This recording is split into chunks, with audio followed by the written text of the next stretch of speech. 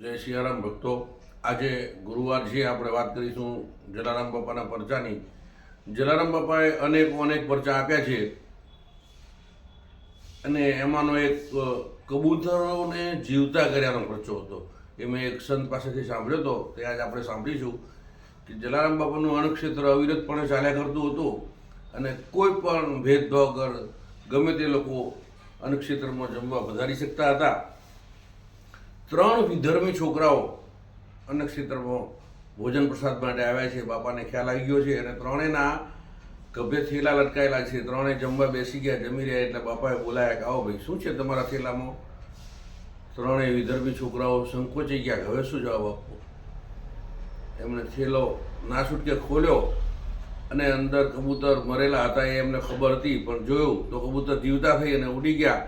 3 કબૂતર બાપાના આશીર્વાદથી જીવતા થઈ ગયા અને આ એક પરચો મળ્યો એટલે વિધર્મી પણ બાપાને પગે લાગી ગયા કે બાપા, તમે તો સાક્ષાત દેવ છો. જય સિયારામ.